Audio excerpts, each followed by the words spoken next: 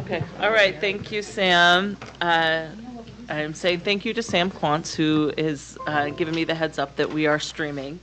So I'd like to welcome everybody to this board meeting, study session of the Salt Lake City School District Board of Education. Today is Tuesday, November 15th, 2022. Welcome to those who are in the room, the superintendent, business administrator, board members, members of the superintendent's cabinet. We have members representation from SLEA. Thank you for being here. And Nate and Mikkel, thank you for being here as well. Let's see, we are missing a couple board members, but we're hoping that they will join us shortly, and excuse them until they arrive. And we would like to begin with the Pledge of Allegiance, and Nate has asked Angie Chatterton on the SLEA Executive Board to lead us in the pledge. Thank you, Angie.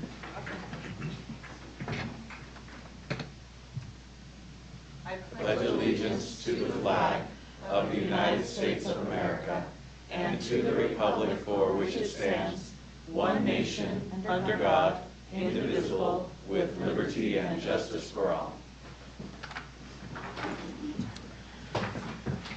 All right, thank you so much, Angie. I appreciate that.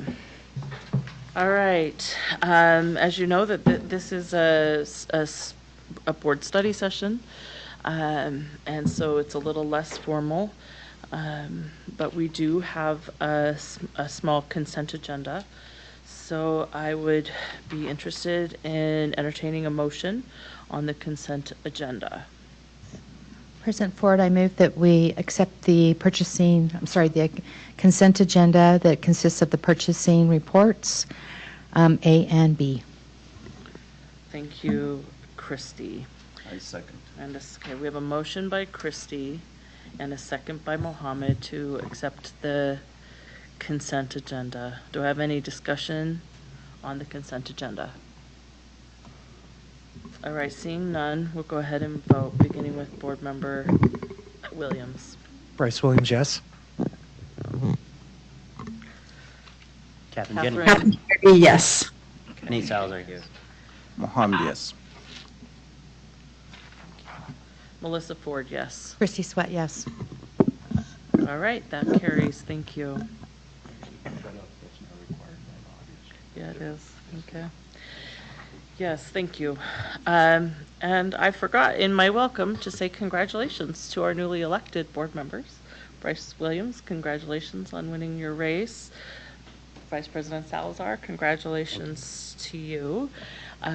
We have a couple new board members, and Catherine and I are going to be sad to step off this board, but we're excited for who's been elected. I've actually had a couple opportunities to meet and discuss things previous to the election with Ashley Anderson. She's going to be an excellent board member, and the election for my precinct was really close, but I know that Brian Jensen will be a great board member as well. So congratulations and thanks for your hard work in honoring that process. All right, we have two discussion items, very important things that we're discussing, and I'm going to turn the time to the superintendent to direct these discussions. Thank you. For the student distribution report, Sam? Did you bring magnifying glasses? I told Board Member Sweat I was going to bring rulers, but I forgot them. Rulers and a highlighter. So thank you for allowing me to be here. Just to explain this report, the non-public report with all of the numbers will be available in the District Document Center tomorrow. This report shows a distribution of where our students live versus where they attend in the district. So I'll just walk you through how it reads. Over on the left, you have all of the schools and the magnet programs that we look at. Their current October 1 enrollment, which we presented a few weeks ago.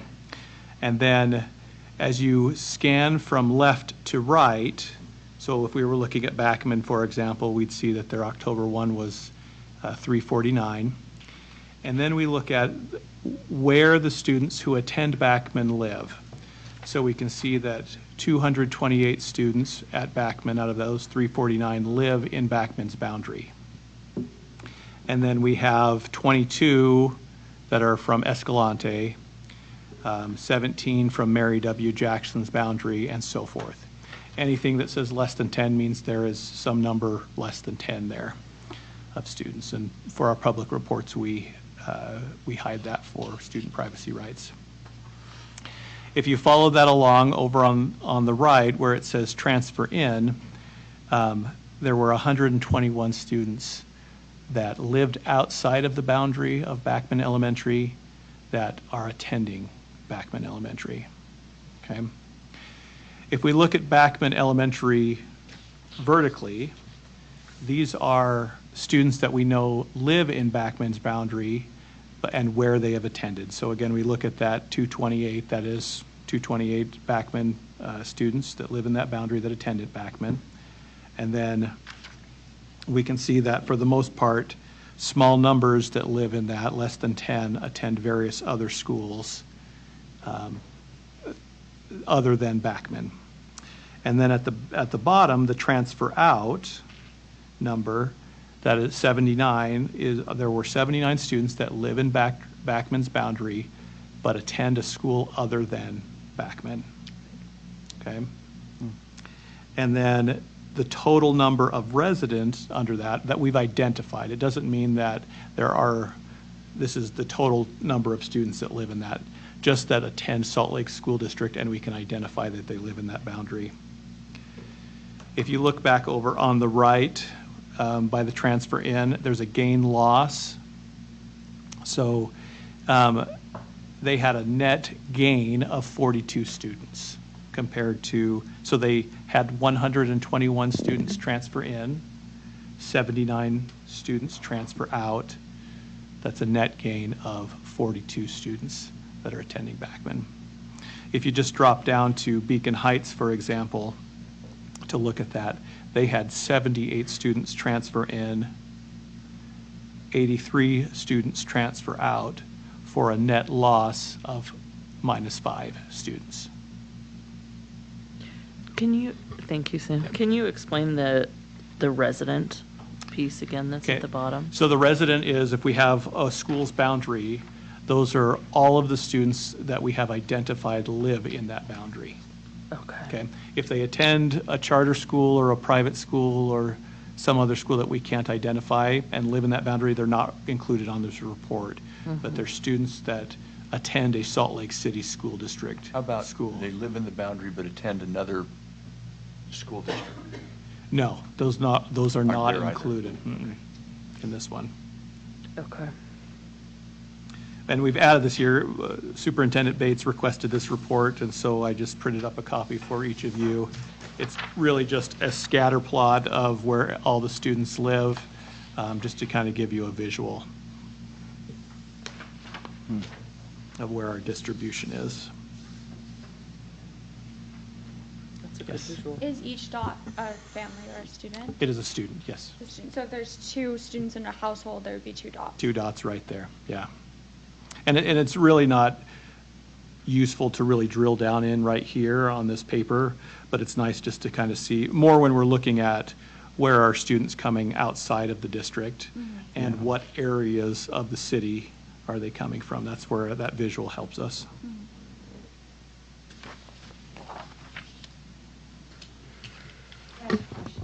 Yes, go ahead, Christy. I just want to make sure that, as I'm looking at this, so when you look at this section right Christy, will here- you speak into your Oh, microphone? sorry. When you look into this section right here, where there aren't any dots, is that because it's industrial, It's industrial area. business? You can see a few dots, just kind of outliers that are there. So there's one over on I-80 over by Amelia Earhart, just north of I-80 there. Yeah. But yeah, all of that area is pretty industrial.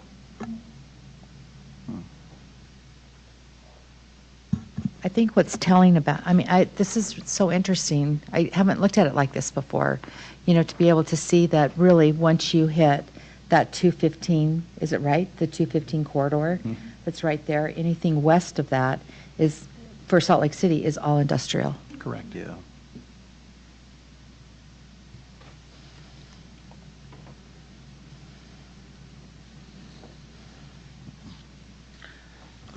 It's a huge testament to school choice. I mean, when we hear people say, you know, Yes, we it need is. school choice, fact is, we don't have a school that doesn't have kids from somewhere else there, and that doesn't have kids going somewhere else. There's a lot of school choice. Right. Yeah. May I ask one more question? Go ahead, Christine. So Sam, when you look at this, is this one of the graphs that you look at when you take into consideration those projections that you're doing for us each year? So, no, the projections really don't deal with where they live as much as it is what is our average membership over time. Over time. So we look historically back for the last 3 to 5 years and say what is the enrollment or the average membership in those schools, and come up with a prediction of what the future will be. Right. But that really, it indirectly takes this movement into place. So a few years ago, for example, Clayton had some declining enrollment, and they've since moved that around. While we didn't look at where they were coming from, it did adjust itself as the students moved in and out Right. of that, Okay. those programs. That makes sense. So as what I'm kind of focusing on right now is the transfer in, because actually I think there's some good news there. You know, that when you look at, and I'm not going to, because I don't have my ruler, when you look at 251, what school was that? Was that? Newman. And so it would be interesting to me to know what's drawing people in. You know, they're transferring into that school. They might be our student in Salt Lake District, but they might also be one of these dots that's outside of our district, right? But even if they are within our district, it would be interesting to me to know, as we start this conversation, you know, why? Can we ask that question, Superintendent? You know, is that something that, you know, can be a question that we ask, you know, the families that are transferring in? Or what are the programs, or maybe the principal even knows? So that one is actually Emerson. The Emerson. 251, yeah. I'm looking at the schools that have net losses Right. and wondering what's going on there. What's going on there? But Yeah. the reverse is true as well. Right. The schools that have these huge net gains, Right. what are they doing there? What are they doing there to draw them in, Yeah. right? And then we might be counting the same kids, right, that are transferring out, but are transferring in Correct. somewhere else. I Yeah. mean, within our school district, Yeah. right? But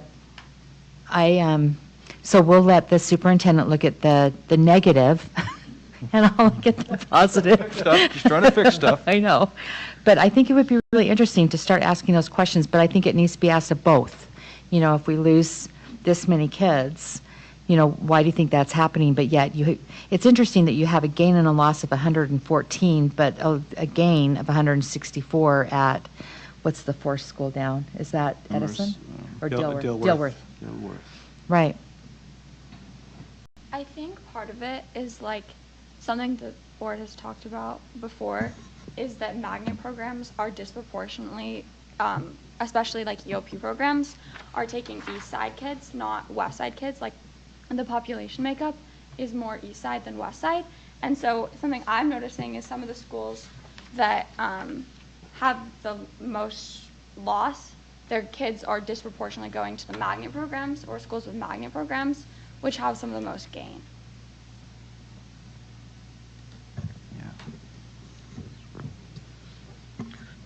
I totally see what Lydia is saying. And if you look at, so then you take an anomaly like Dilworth that doesn't have a magnet program there. And so you look at all of those indicators like what you just pointed out to figure out why are kids choosing either to go or not to go. And then the magnet program piece too. So I take your point, Christy, and think that would be really useful as a practice, is to kind of try and figure out what it is, or ask when parents are transferring their students, what their motivations are. We do have some of that information inside our open enrollment system that we could look at and see if it's, I don't know that it's really as quantifiable. It might be more qualitative that we would have to look through, but I think we do have some of that information. Anecdotally, from my precinct that has 5 elementary schools, they have now different start times, either 8 or 8:45, and I know that some of that selection by parents comes because they're choosing the start time that works best for their family dynamic, and so that would be interesting to kind of see how that affects this information as well. Other questions from board members on this? This is really good information, and you do a great job of presenting it to us, Sam. I appreciate that. If I might, board members, you understand that in January at the study session, we'll start talking about populations and boundaries and things like that. And while, well, we may refer to this specifically, but this will be information that'll be helpful to have in the back of your minds as we have those conversations. And if you've got questions that come to you after this meeting, please feel free to reach out to the superintendent with those questions. Could Christine? I, Yes. I'm wondering, would it be possible, Sam, to take this map, this great map, and separate it so that we can see where elementary kids are, Oh, yeah. middle school and high school? I think that That would would be be good. so interesting to see where those 3 separate. Would you be interested in having them a little bit larger, perhaps? Yes. Yeah. That would be good for that. Fantastic. Yep, we can. With a take care ruler and a highlighter? of Yeah, That exactly. would be good for that study session. I can see, the visuals of Yeah. the big maps with them by grade level or by elementary, middle, and high school. All right, I don't For want to sure. spend less time on this than we need, but, because we are studying this. Questions from anybody else here? Anybody else have questions? I would just, Sam, are we paying attention to what you want us to pay attention to? Yeah, yeah. I mean, Okay. it really is, you'll have more insight than I might, right, from the questions that, as you visit schools and talk with their community councils and the teachers and the administration, as you look at some of these, right? The question like Lydia brought up with, are they from west side or east side? You could look at Emerson's subtotal, for example. That is a magnet program, and see that 23 of those students that, actually I was on the wrong line there. Yeah, 23 come from Hawthorne, right? 18 come from Liberty. So you can, that helps you answer those questions. Answer those questions. I would ask if being more formal or surveying the schools about the ins and outs, if that's something that you're interested in, if you'd run those through me, I'd be happy to talk with the directors to gather that kind of information. Superintendent, I think that, and I don't know if the other board members feel this way, but every time I take this particular graph with me to school community councils, it ends up taking up a good chunk of time because everyone doesn't understand, this graph. And I'm hoping that our principals always get it. Maybe that's something that you talk with them about. I think that we need to really become familiar with this as we go into that conversation that you're talking about. So thank you.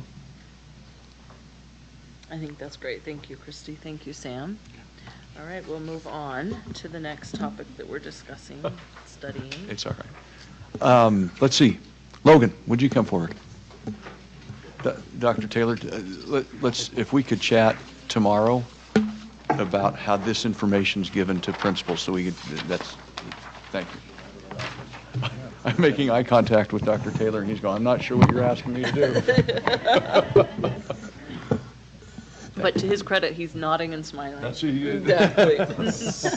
Thank you, Dr. Taylor. All right, thank you for joining us. Thank you so much for this all, opportunity to be and here. So thank you all, board This members. is the staffing report. Absolutely, yeah. Thanks for the opportunity to be here tonight and provide a staffing update for you. As you can see, I've brought 2 experts with me to help present in their areas of expertise. This is Mr. Nate Elkins. He is our director of our certified staff, and Ms. Mikkel Birch is our director of classified staff. So I'm going to give a general overview. You have the PowerPoint presentation in front of you. I would hope you should have a printout, each of you, somewhere in your folder, I believe. And you have it here. Yes, and up have the same there. as what we have. Yep, it's exactly the same. Just some of the numbers are probably small, so it's nice to have your pick of how you would like to see the data. So now that you have that, I want to start by just saying we've been very, very busy. Currently, we have 3,734 employees in the district, and that's roughly the same as we were this time last year. But right below that, you'll see the distribution between full-time and part-time employees. We have had a shift into more parity between the two. We have significantly more full-time employees this year than we did last year. And that's thanks to the increase in some of our paraprofessional positions that we've had, an increase in some of our contract positions, and that's really helped with some recruitment and retention. But just this year alone, we've been extremely busy in the HR office with 730 hiring actions taking place since July 1 of this year. It's just an astronomical number. When I was here before the board in February, we thought we'd be hiring very few teachers for this year, and that turned out not to be the case. We've had lots of people choosing to move around, lots of just changes in life, changes from who knows where. But we ended up hiring 236 certified educators for the year, and the same goes for administrators as well. We had 29 administrator hires, and 9 of those were principals. So it's been a large year of turnover that was unexpected, but we've been able to start the year with our classrooms fully staffed, with the exception of some critical special education positions that we'll talk about a little bit later. So first, I'm going to turn it over to Mr. Nathan, and he can explain some more about our certified positions. There we go. All right, so in this next slide here, we've got all of our certified educators and just kind of that quick rundown of the different numbers there.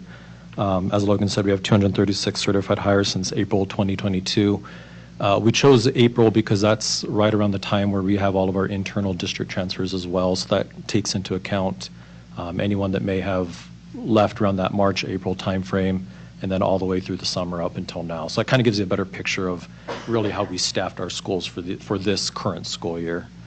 And then I thought it'd be good to just kind of get an understanding of what's the the credentials or the skill level of the teachers that we're hiring, the educators that we're hiring into these different jobs. So you can kind of quickly see that out of the 236 people that were hired, 82 of them have, and when I say 82 have bachelor's degrees, I mean if you have a master's degree, you also had a bachelor's degree. But so 82 have only a bachelor's degree, and then 134 had master's degrees, and then 10 of them had doctoral degrees. So it's actually really great just to see the amount of educators coming in that have graduate level degrees. I mean, we're talking about employees that we're hiring and attracting into this district that have a high level of education, which is really awesome. And then there's a quick breakdown of the different positions that that we hired in these certified positions. So 67 elementary teachers, secondary teachers. I won't go down through all those specific numbers, but you can see just kind of a quick breakdown of all the different positions that were hired. One thing I'll note that I think is really pretty neat is the counselors and social workers. So social workers are a position that we've hired a little bit more recently, so that's a greater number than what's been in the past. It just kind of goes to show some of the work we're doing in terms of providing more of that kind of holistic approach to helping our students, providing them with that SEL instruction that we know is really important. So. And then down there at the very bottom where we've got our current openings, you can see that there's 12 certified general education positions open right now. 6 of those are actually in process, so that means in a lot of ways really they've kind of been hired. They're not completely hired just yet. So those aren't necessarily classrooms that are sitting without a classroom teacher. We're in the middle of processing them. And then the other ones are actually just generally most very recent resignations. So these aren't necessarily classrooms that have been sitting empty for, the beginning of the school year. It's more of a recent thing. And then 12 special education positions, and you heard Logan talk a little bit about this. Some of those are positions that have been open for for a while, and it's been a struggle to recruit some special education teachers. And we'll talk a little bit more about that, but that kind of gives you an idea of where we are in terms of certified positions right now in the district. So you're planning to talk about what's happening in the classrooms where there's not a, okay, thank you. And then, yeah, and so thanks, Melissa, for just asking. If I just get talking and there's something that you want me to clarify, please stop me, interrupt me. It's not my intent to. This is less, I want this to be less formal, so, Yeah. yeah, go ahead, Christine. Mr. Elkins, can you tell us what education specialists are? Yeah, that's a great question. So education specialist could include a number of different things. Generally, and for us, it means like a math or a literacy coach. But it could be a couple of other various positions. Like we also have behavior specialists that we hired, 6 in this past school year. So that's Emily Sutherland's group that provides a lot of that behavioral support for students. So she has 8 total, I believe. We hired 6 new ones. Okay, thank you. And what you're saying is those are licensed teachers? Yes, those are all licensed educators. All of these are certified staff. Yeah, all of these positions are licensed. The BHS's behavior health folks are certified teachers? Yes. Licensed educators? Yep. Awesome. And for counselors and social workers, you said we have more than what we used to have. Is that correct? How many were there last year versus now? That is a great question. I don't have that number in front of me. I could certainly get it for you if you'd like to That'd be see a great. comparison Yes. of, It would even be just fantastic. historically, what we had over a 5-year That'd be period. great. Yeah, I could certainly do that. Thank you. The state goal had been 1 counselor for every 350 in the high schools. Are we better than that? Do you know? We're close to that. Yeah. So we're approaching that. These hires are helping us approach that. And They are. I don't think we're quite there yet, but these numbers definitely help in that regard. Good. There was a large allotment just this last year for social workers. I don't remember the exact number that was added, but in the ballpark of around 10 additional positions overall for the district in social workers. Great. These are great questions. Any other questions before we move on these numbers? Okay. Nathan, yeah, I do. I'm sorry. Sure, no. I do have a question. There are a number of things we didn't know a year ago when we made certain budget decisions, notably that there were, given the loss of students and the revenue, we subsidized, we were overstaffed 70 teachers, and so we used attrition to not replace 30, but that left us with 40. So we're using one-time funds now, I understand, to support 40 teachers, and then we hired 236, but that was because it was kind of after the drop. I don't want to call that drop dead. That's not a really good way to say that. That was kind of after the place where it was easy to move things around occurred. So our plan for those 40 FTE moving forward, help us with that a little bit as we go into the next year. So Sorry, that was supposed to be a softball. Is that a fastball? I'm more just, in terms of, could you help clarify like exactly what it is you're trying to Yeah, how do we balance specify? our budget? Okay. I think the big thing this year when we're looking forward at staffing is we stick to our staffing ratios and really rely on attrition as we move into the school year ahead. We are, as you said, artificially overstaffed due to the generosity of the board. But those positions, as you can see, with such high turnover in our teaching ranks, I imagine that we'll have a large number of positions become available next year that through attrition we'll be able to account for those additional 40 positions and also be able to balance the budget. That makes sense all around? Thank you. Really good question. Yeah, that was a good question. I was expecting it from you, given your budget questions from the last meeting. She was getting there. Thank you. And if you have any other further softball questions, Logan would be Yeah, happy Logan. to. I'll pitch those his way. No, I'm joking, of course. I'm you're- happy to you're answer great. anything. Thank you. so. All right, so in this next slide, just a couple bullet points here of things that were, efforts to try and recruit and retain educators, and you often hear a lot, whether it's the local news or the national news, about teacher shortages. And that's, that's not a made-up thing. There are teacher shortages. And so what are the things that we're doing to recruit and retain, the very best educators that we can get here in the Salt Lake District? So we have a number of different things in terms of like partnering with local and regional universities.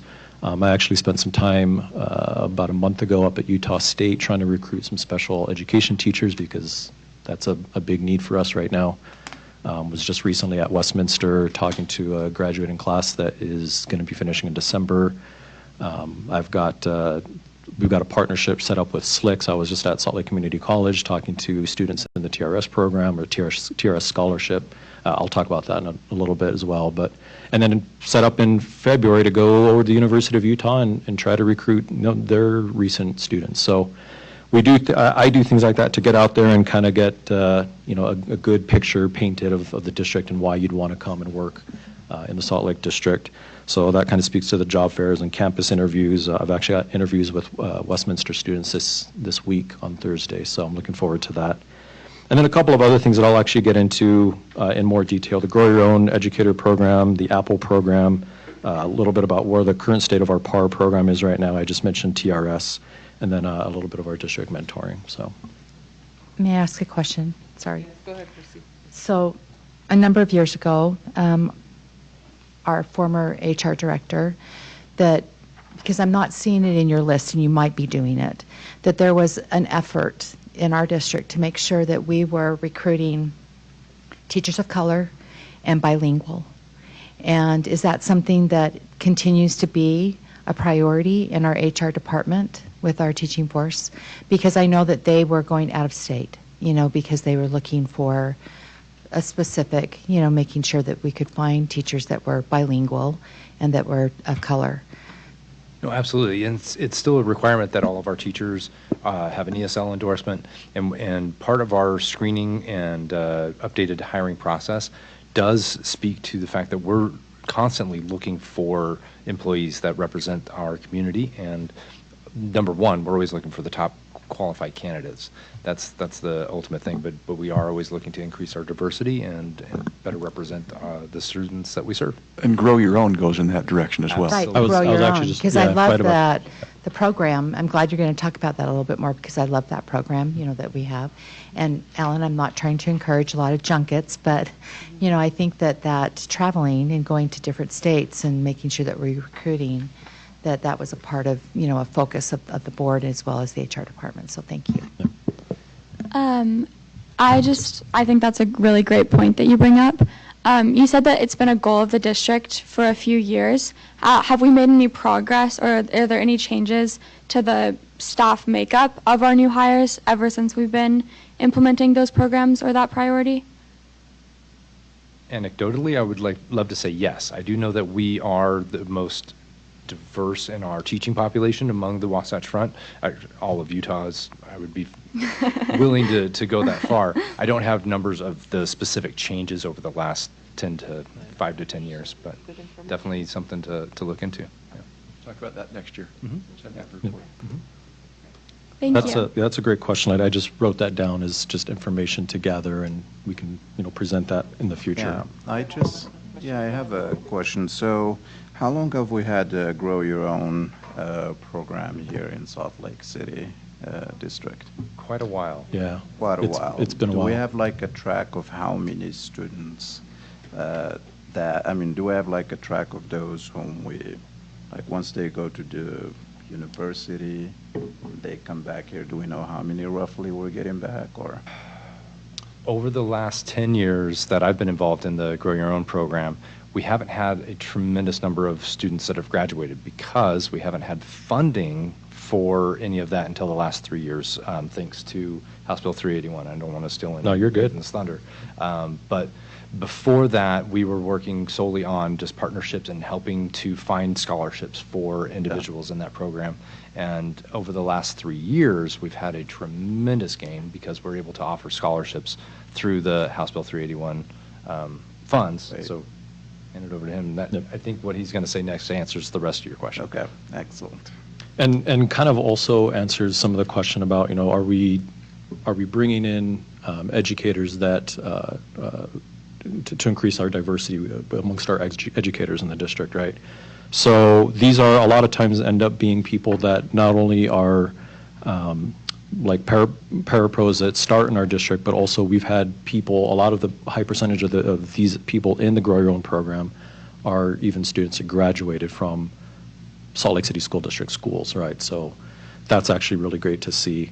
And what you'll see, so based on House Bill 381 a couple years ago, the state legislature basically said, well, let's find a way to fund this program so that schools can actually grow educators from within their school district, right? So that started just 3 years ago, and as a result, I mean, you can see there we've provided over $500,000 in scholarship funds to current Salt Lake City School District parapros and counselor interns. So part of the requirement is that you are an employee of the district, I mean, hence Grow Your Own, right? But then from there, we provide, and those of you that know Kelly May, who is an education specialist in the HR department, I jokingly said I was going to name drop her as much as I could because she's phenomenal.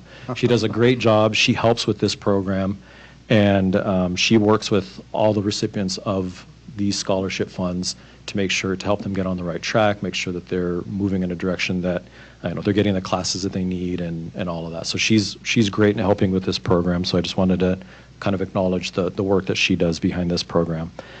She helped set these cohorts up. We had 29 recipients in the first one. You can see that we've already had 6 people graduate out of that program that have received licensure to become licensed educators. Now, the next natural question is, did they end up in our district, right? Yeah. So the answer to that is some do and some don't. So actually, it's really exciting to me. It'll be neat to see how much out of these recipients that we have in cohort 1 and cohort 2, where they do end up once they've graduated, because this is brand new. We don't know. It's still a big question mark. So the ideal here would be that they do come back and they work in one of our schools and they work with the kids that, they're back in their communities where they either grew up or went to school. And then the last thing here I'll mention, and Logan was talking about this, we've had a partnership with the University Neighborhood Partners for quite a while, and that's the program that's been in existence for a while, but now the difference is we can actually put some funding behind these students so they can, get to where they like to be in their profession. Questions about Grow Your Own? Christy. Don't be sorry. This Well, is good. That's what we're here for. So, Superintendent, a number of years ago, and I would love to see us, in order to help support this, is that we used to have a celebration, of our seniors that were going to be going into teaching. And I want to say that it was, I don't know, Tiffany, if you even know this, I think it was Michelle Bachman. Does that sound right? Was it Michelle Bachman who was over this program? And so we had a celebration, and the kids were recognized, and most of them would be going up to the U, or to Slick. And then she would follow it for us, so that when they graduated, or if they were doing their student teaching, they would be recognized, either through a letter or something, back to the board, because it was an investment, that we were making. And I would just like to see how can we get back behind that again, because I think that it was so exciting to see, these kids, decide that they were going to go in. And Michelle was a great mentor, wasn't she? I mean, Jennifer remembers this too, of just really tracking those kids. So I'm excited about this. I think that, that having the funding there and being able to see what that really looks like might be something for us to look to the future for. Thanks, Christy. Well, to speak to that really quickly, I believe what you're speaking about is the Teacher Recruit Scholarship, which we still do. Right. Yeah, Right. and so that's been long in place, and so that was one of the things that we do for recruitment and Right. retention. Clearly, there hasn't been a celebration the last few years due to COVID, and they just didn't have one. But it has gotten back in shape, and James Yapius with the Salt Lake Education Foundation is actually chairing the TRS committee for It's called again one more the time. Teacher Recruitment Scholarship. Teacher Recruitment. Yeah, and the district puts in funds through the foundation to pay for textbooks and fees for students attending the university. And is that for high school students or for? 'Cause They're high school students going into college, yes. Just anecdotally, I think that is not that available or known in high schools. That's something I'd never heard of, and I think. Are you interested? But yeah, I think anecdotally, that's a really cool opportunity that we should be. Yeah, that's it. Let us spend some time with who's got that information, if it's the counselors or how that's being. In my mind, the time to catch people is when they're young and idealistic. I think you're exactly right. And if you do, we've got a scholarship. So would you touch base with Lydia on that? Absolutely. I can touch base with Lydia on that. I still need my tablecloth, so Oh, yeah, yeah. we'll figure it out. Yeah. All right, thank you so much. So moving on to Apple, sometimes this actually gets confused with Grow Your Own. They're not the same thing. They're two different things. A number of years ago, we love acronyms in education, so we used to have what was called the ARL program, or Alternate Route to Licensure. That no longer exists. They changed it to APPLE, which stands for Alternate Pathway to Professional Educator License, because we wanted to make it longer. And because Apple sounds neat, right? It just works with education, although we spell it incorrectly, but that's all right. So what this is a way to bring in some of those individuals that maybe have always wanted to become teachers, but they started in some other career, they got a degree in something else, it wasn't the traditional path to licensure. This allows them an opportunity to come into teaching and get their feet on the ground and get the support that they need. Kelly May, again, also helps with this program as well. And you can see that we've currently got 38 candidates total. In year one, we had just 16 people, and so the way this works is you apply for an associate educator license through USBE, and when that happens, that alerts us that this person now gets put into our Apple program. And then we create a personalized plan for those individuals, and we track what classes they need to take, what kind of assessments they might need to take. They used to have to take Praxis, where USB is actually moving away from Praxis exams and is now doing what's called a Pedagogical Performance Assessment, or PPAT. And so, which is kind of more like a comprehensive portfolio rather than just a one-time test, which is really neat to see. So we help them, get their coursework done, make sure that there's any things they need to check off for endorsements they may have applied for, and then get them ready for that assessment at the end of a 3-year period. So in year one, we started with 16 candidates. Year two, we upped that to 22. I was explaining this to Logan earlier. It's not 16 and then we added 22. We went from 16 and then now there's 22, and then now there's 38 total in year 3 of this program. And then you can see the breakdown of where we have elementary and secondary Apple candidates. I make the distinction here. Just real quick. So there's now in year 3, there are 38 Total. Yep. Within the program. Yep. That doesn't say where they are within the program. They have. Right, they could be in anywhere. They might be in year 1, they might be in year 3. But they're all teaching. But they are all teaching. We've got 38 folks in classrooms teaching. Yep. Right, Who are working on their license. Yes. And we've had a couple already graduate and receive their professional license. We had a handful last year, so as this program continues to go on, that number will just increase each year. I wanted to make a distinction. There's a reason why I pulled out the 7 special education teachers with AELs. The state actually supervises anyone that's in the Apple S or special ed program. So the Salt Lake District we don't have a special ed program within Apple for us. That's all run through the state. That was something that they just said they're going to control. So we do have 7 teachers in this district right now with AELs. They are in the state's Apple program. Nathan, I think that's an important point. That makes it a little harder for us because they're controlling it. Yep. I mean, the quality control of special education teachers, I think we all feel strongly about that. But just getting special education teachers is something that we're all very committed to. This is a tough area. Yeah, and I would just, even to add on to that, Superintendent, one of the things, whenever I get an email or a phone call from someone that says, I want to get into teaching and I want to be a special ed teacher, I didn't go through the traditional route, what do I need to do? I feel like I just drop everything and say, well, let me tell you, but it's all stuff that they've got to do through USBE's stuff. It's not anything that we can That's personally hard. help them. That's- So I direct them to help them out, but at some point I have to say, well, you're in their hands now, and they take over, so. But Nate does a great job of helping navigate that system, which is not easy to navigate. And so it's enabled us to get these 7 educators that otherwise wouldn't be with us. Thank you. So then when we actually get teachers, part of that, we're recruiting them and we want to retain them. A lot of the research shows that if you're going to leave the profession, it's within the first 5 years. And so it's incredibly important to us that we have efforts that retain the teachers that we do hire. So we have the PAR program, which stands for Peer Assistance and Review.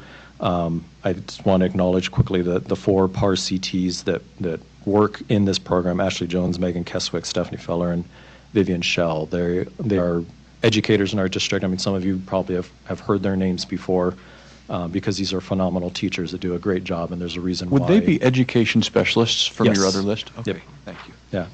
Yeah, these would be education specialists. They work almost exclusively with first-year teachers, but they do provide support to second-year teachers as well. And when I say first-year teachers, it is literally in your first year of teaching. So not you came from another district and you're first year in the district, but this is your first year right out of college, brand new to the profession. We provide weekly support to these first-year teachers through the PAR program.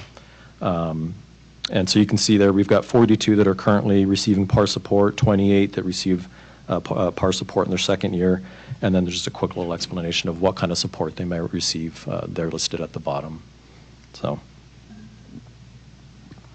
I just always want to say that I so appreciate Joel Briscoe, Representative Joel Briscoe, and his efforts to always make sure that this was funded, through the legislature until we could take it over, as a district. It helped a lot to have that money coming in. I don't know if we get none, but for a couple of years we did. Yeah, so actually that's just a great plug. Please continue funding this program. It just does such great things for our first-year teachers, so the more we can continue to fund it is wonderful. That was something the board decided to do, Christy, as you'll remember, and it was a good thing. It was money that was provided by the legislature as a grant, which our district took advantage of, and we're grateful to the legislature for that money. And then when that money ended, it was a program that we saw enough value in and see enough value in that the district funds that now. And so we appreciate the way you implement that.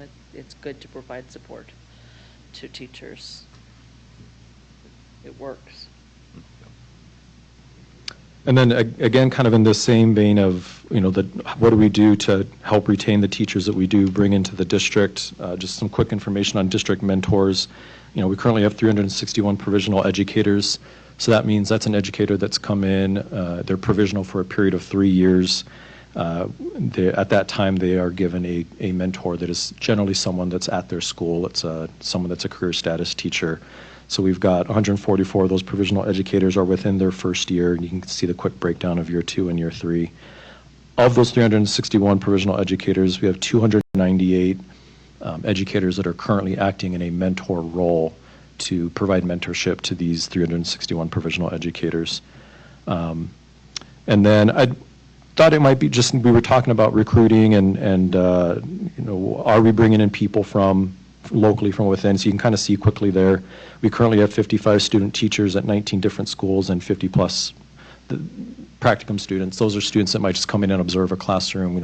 You have to get practicum hours for your collegiate studies, so that number fluctuates quite a bit, but depending on the semester and the programs.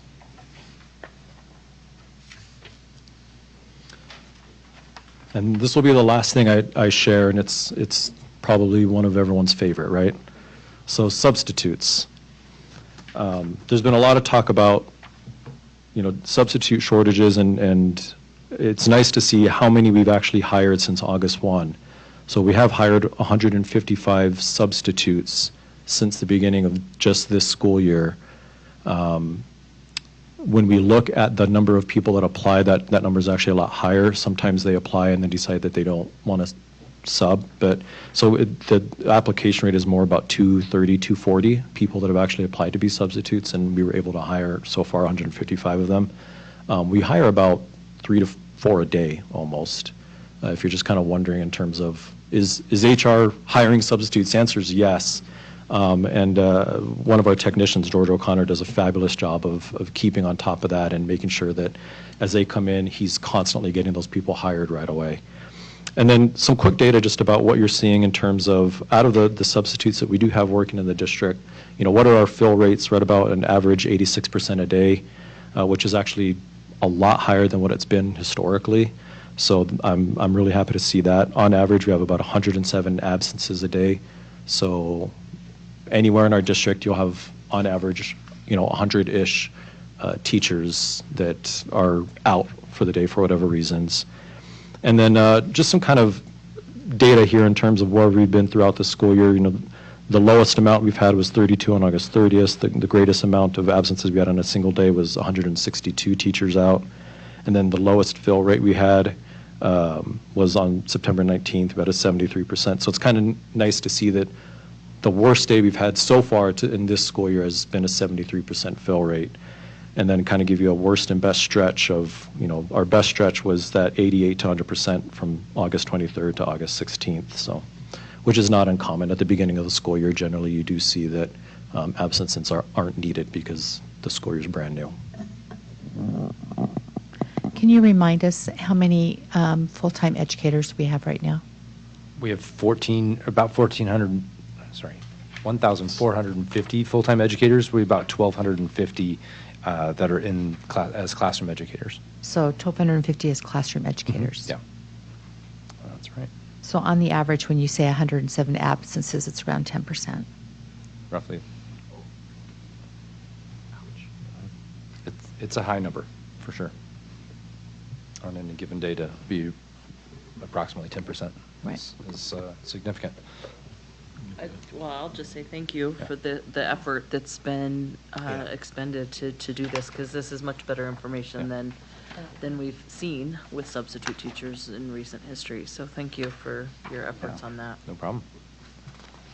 I also want to talk a bit about our efforts in special education. As we started out mentioning that we still currently have 12 openings, classroom openings for special education teachers. We've been thinking outside of the box, doing everything possible because we want to make sure that we have a continuation of services and provide the services that our students so desperately need. So some of the things that we've been doing are utilizing our current coaches and academic support personnel, totally just drew a blank, but those academic specialists, that's what we were talking about earlier, using these people who have more flexible schedules where we can to serve in those special ed classrooms. We've also initiated some internal transfers to place some teachers in schools that were not overstaffed, but had the capacity to consolidate. We've placed teachers in other schools to be able to fill some critical needs.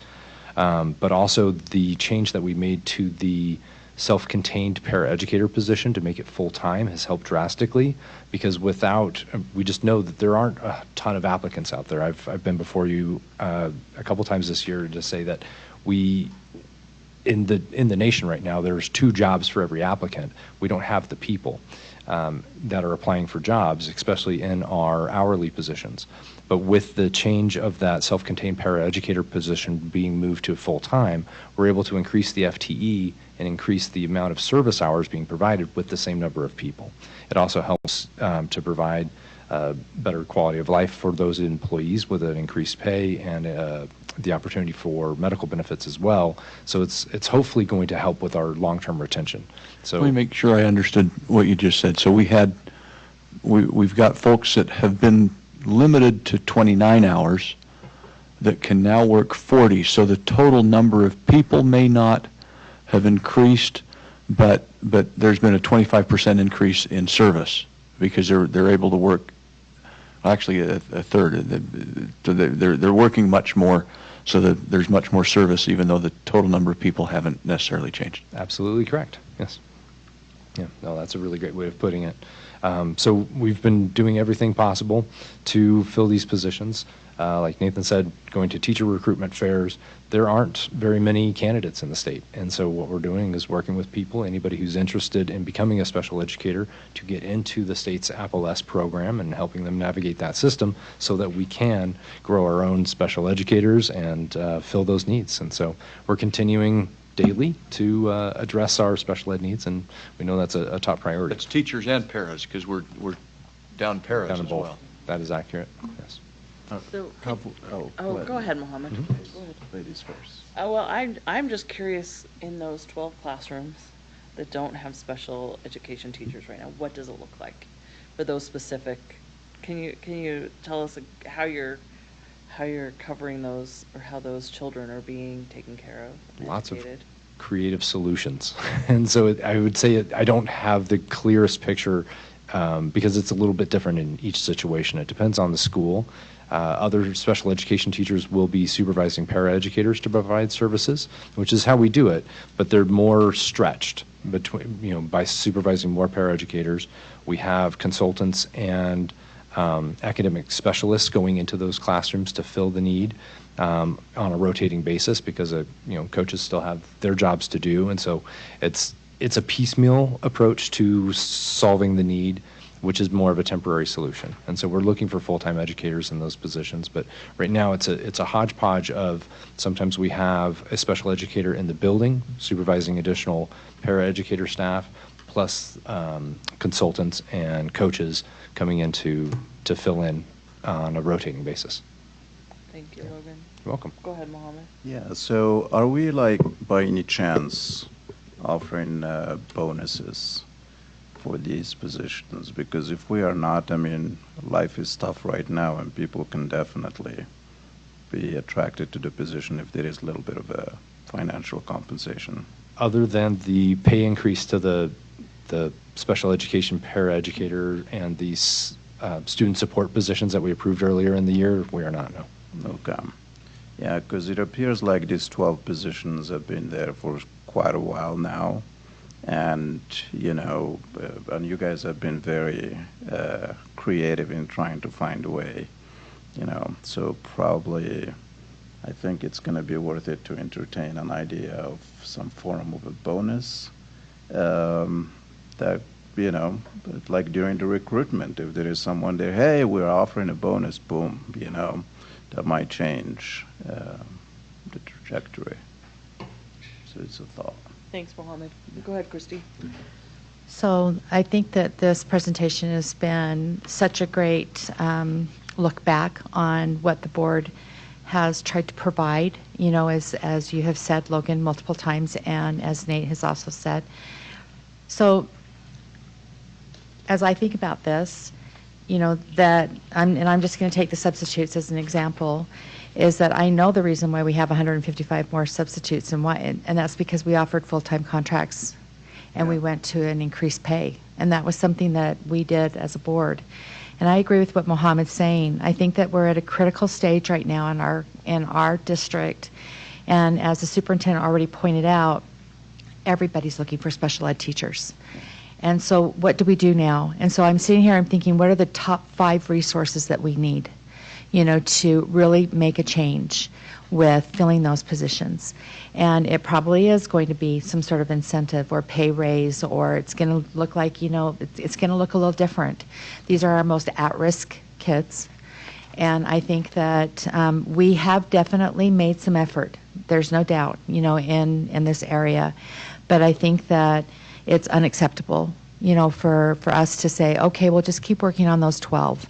I think that we need to come up, superintendent, with something that really does show that we're going to come up with some resources or some ideas, or, Alan can pick off that money tree that we have growing in the back, to figure out, what we're going to do. Because, even just listening to you talking about, Nate, that sending teachers up, when they're interested in special ed, they have to go through a few more hoops. And I think it's Leah Voorhees, right, that's at the state, who's over special ed, I think. And, it's like, where's the collaboration? Where's some partnerships that we can look at, superintendent, in order to look at that? And then I also want to just say, how do we now go into those programs that we have, the Grow Your Own programs, and it really is specific about special ed teachers, that we look at how do we recruit and retain people of color, and bilingual, so that we can also provide that into our special ed classes. So I agree with you, Mohammed. I think it's time for us to do something a little differently. I don't know what that looks like. I know we're not going to come up with that tonight. But what I would really appreciate is for some information and feedback to the superintendent about, let's just say, your top 5 resources that you absolutely need to have.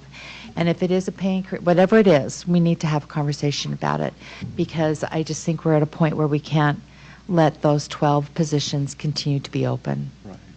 Thanks, Christy. All right. Terrific. I want to bring Go. Mikkel into the conversation. Tell us a little bit about our classified staff as well.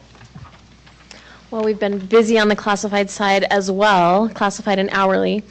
We have hired 436 hourly staff since July 1st, and nearly half of those have been paraprofessionals, whether they are our general education paraprofessionals or our SPED paraprofessionals. We've hired a whole bunch of those as well. We have hired 54 contract classified staff, and we also hired 46 individuals that are working that full-time hours with health benefits only, so they're not a contract, they're kind of in between an hourly and a contract staff member. 23 of them have been paraprofessionals, 16 are the self-contained paraprofessional that was newly created as of October 1st, and 7 SPED paraprofessionals. And then we have hired 61 students into our student positions. And so you can kind of see where our students are working for us in the sweeper area doing some custodial support, and we have 20 nutrition technicians and some daycare assistants. So we're happy to be able to provide employment opportunities for our students, and we are still looking for more students to work with us. We still have positions available for them to join us. As far as recruiting goes, we have 17 classified contract positions open presently, and 80 hourly positions open. Many of those positions are continuous recruitment. A lot of our schools like to have a paraprofessional position continuously open because that is a position that has turnover. They have multiple paraprofessionals in their building, and it does churn from time to time, students going to school or leaving for other opportunities, and so a lot of them are continuous recruitment.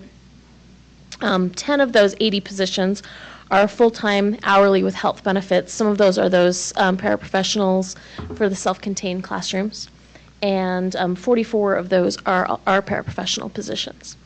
Mikkel, let me make sure that I got this right. These aren't positions that have been open since the beginning of the year that are just floating there. These are just current positions where we've had turnover, or is it's a both? mix of both. Okay. Some of them are continuous recruitment that have been open for a while since the start of the year, and some of them have been as a result of turnover. Okay.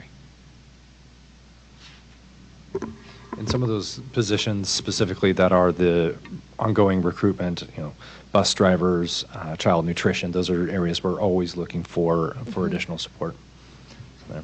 I want to finish up really quick with this presentation just by some highlights. One thing that some of the things that we've been doing this year, we've implemented a new streamlined hiring process and a standardized screening rubric that's helped with consistency in hiring, because we are site-based in our decisions in this district, and so having a more consistent application to use when screening applicants helps our hiring managers at all of our sites be more consistent in our hiring practices. Nathan mentioned that we had over $500,000 in Grow Your Own scholarship funds distributed. We have over 1,500 employees enrolled in our benefits, and so just getting people enrolled and set up for that process is quite a feat. One thing that's new this year, too, is we've partnered with the Salt Lake Education Foundation and their partnership with Granite Credit Union to provide 50 scholarships for potential paraeducators to take the paraeducator exam in order to become highly qualified, because that's often a barrier, just to have to say, oh, you want to come and work for us, but oh, you need to go and take this test.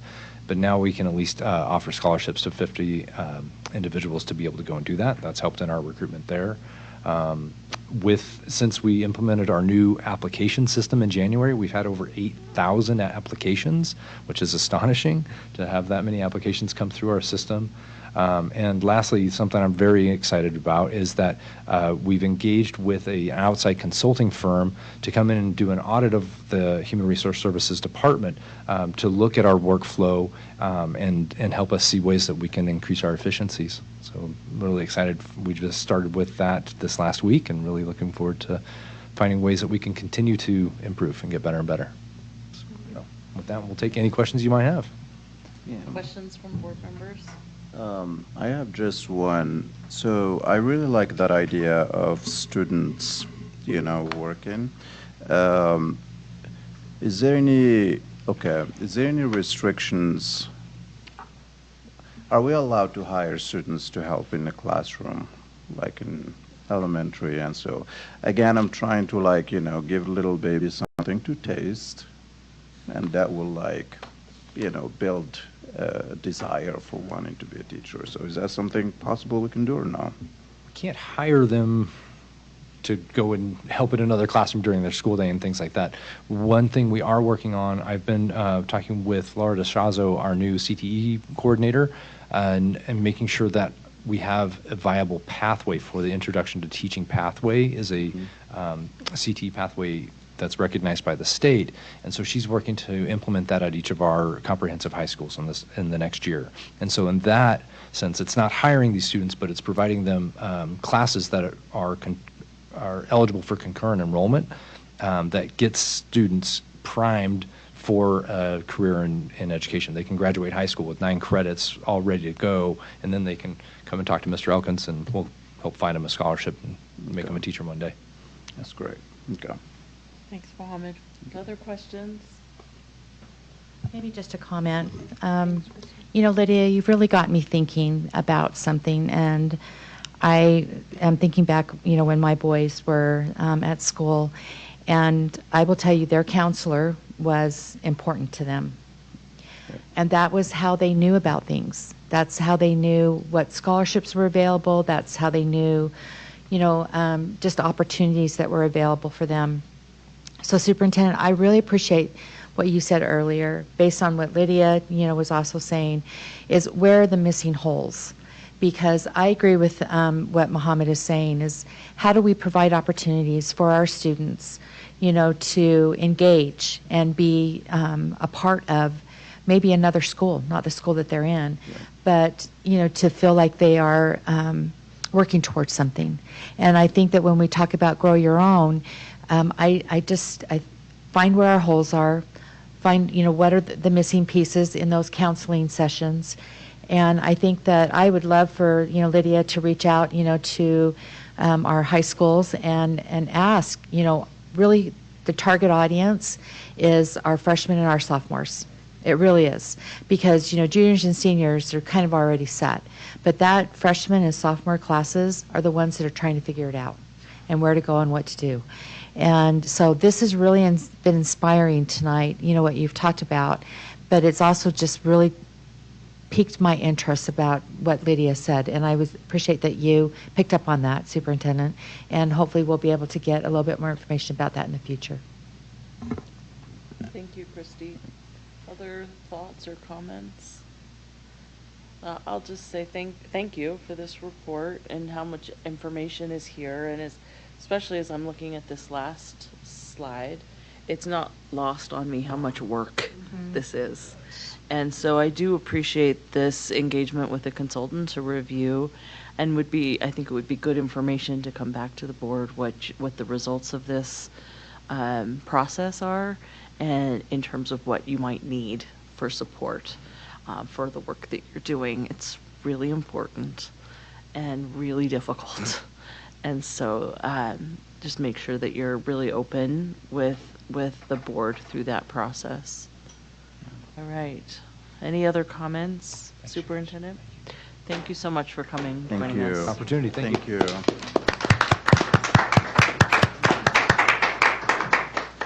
All right.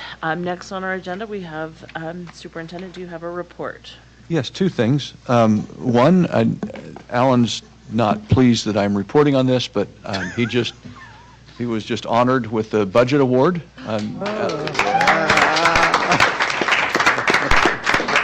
You make him make a speech. Yeah. Alan, would you tell it? I'm just kidding. How red he just turned. So we're what that speaks to a number of things, competence, but it's a national organization that looks at budgets, and how those are prepared, and the quality and the accuracy and the fact that we've received that. Not everybody gets those, okay, but the fact that we do is just a testament to Alan and the folks that work with him. So grateful for that. Just wanted to give that a little shout out.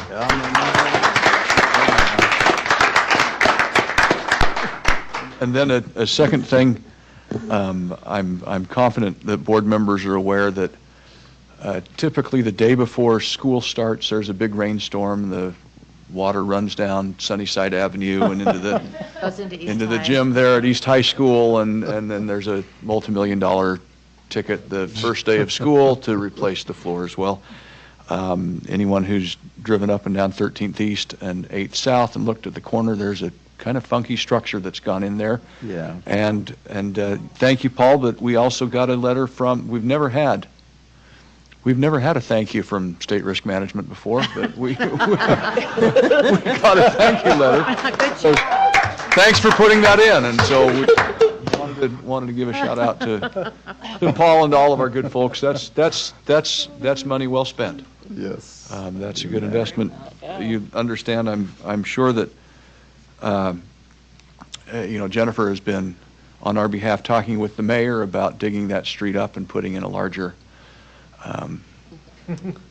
line, but for some reason it's sometimes simpler to Build a wall. anyway to build a wall. Don't even start. So no, we do appreciate the partnership with the city and understand that sometimes large expenditures take some time to put in place, and I'm confident that they understand that coming our direction as well. But Paul, thanks for doing that, taking care of that. Great. We're publicly doing that. We really need to give the shout out to Tom Blonda. Mm-hmm. My right-hand man. He's the guy that does the heavy lifting in the department. He was the one that poured the concrete. He did everything but. He's the man that really makes these type of projects happen. That's not We easy got to do great these people. days. Yeah, Yep. thank you. Yep, finding concrete. Finding That's its own- concrete, that's- yeah. That's what I have. Thank you so much, Superintendent, for that report. Board members, now is your opportunity for board member reports. Do we have anybody who'd like to make a report tonight? I have a little something. Okay, go ahead, Christy. So I think that the unsung heroes of our district, and that we tend to just recognize them as, ghosts that go about but get the work done, are our PTAs, our PTSAs, and our PTOs. I think that what they contribute to our schools, to our teachers, to the community is amazing. Today I had the opportunity to sit with Monica Strong and the Region PTA, and Monica has been there because she can't find somebody to take her place. But as I look around that table, I saw women, all women that were there, whose either their grandmother, their mother, their aunt, their sister all served as PTA presidents. Wow. And they took up the torch as PTA presidents. And they were all talking about reflections today, and just how important reflections is, because it touches every child. And as I was sitting there as a former PTA president at multiple levels, I felt a real sentiment for them, and that we don't say enough to say thank you to them for the things that they do in our schools, because they really are those people that just are the wallflowers, that just fade into the background but get the work done. And I just wanted to recognize them and to say thank you very much to the men and women who put their time and effort forward in our PTAs, our PTSAs, and our PTOs in our schools. Thank you, Christy. Bryce, do you have Lydia? I do. Good, go ahead. So as I talked to the board about a few meetings ago, I started doing meet and treats, or visits to all the high schools to get data. And I had my first one at West High School last week. I engaged with over 100 students, and I also had them complete a survey. So I'll have data about their experience with schools and also their experience with the board.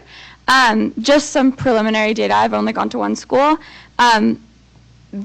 The vast majority of students don't know who their school board member is, and the vast majority of students don't know, I would guess, that, or not the vast majority of students, a lot of students probably don't know we have a school board or what the school board does. Shout out to board member Kennedy and board member Williams. They had the most students recognize them as their board member.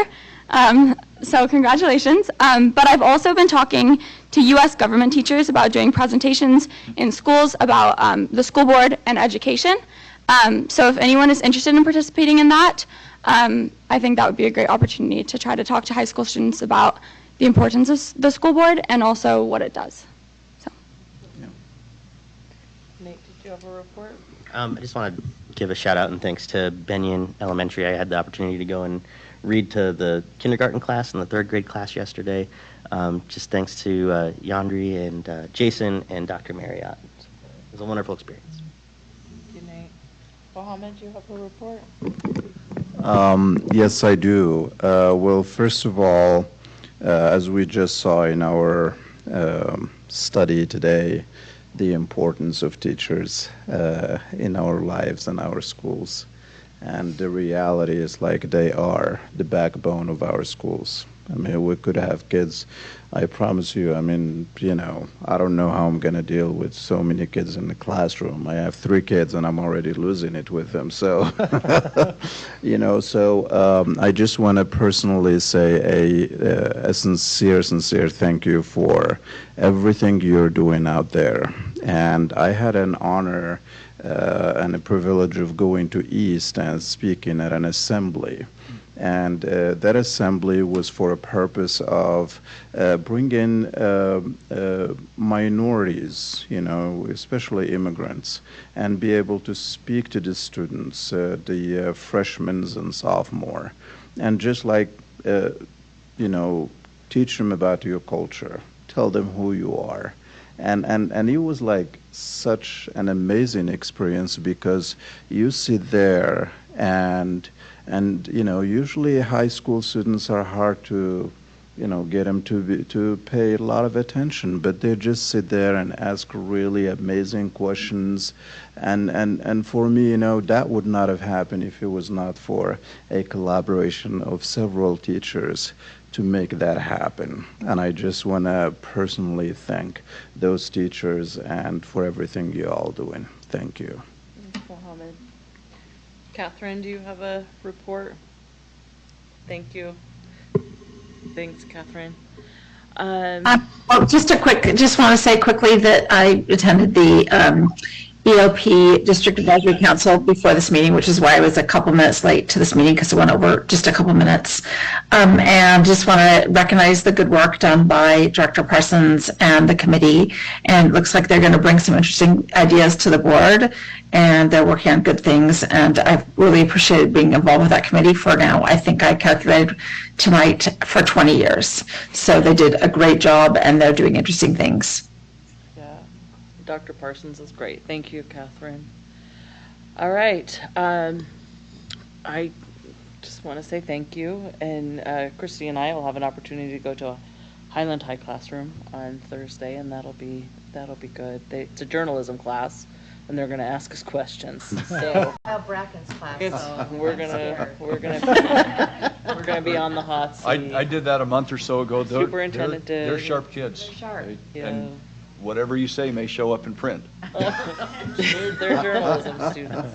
Yeah, I'm proud of them. So I'm excited to do that and really have a lot of emotion about the election and my time in service on the board. And because he walked in a few minutes after, I didn't get to officially welcome Brian Jensen, but Brian is sitting there in the back behind Mike and James and Angie, and he will take my seat on the board, and have a lot of gratitude to anyone who puts themselves out to run for a position like this. It's not without its challenges. And so I'm grateful that good people are willing to step into the arena. And Brian is definitely one of those. So thank you. I want to thank everybody for their time tonight and for all that you do to serve students, and the focus, keeping the focus squarely there on our students is always our goal. So that concludes our agenda for tonight. So with that, I will go ahead and call this meeting adjourned. Thank you. Thank you. Sweet. It really is. Thanks, you guys. Thank you. Thank you.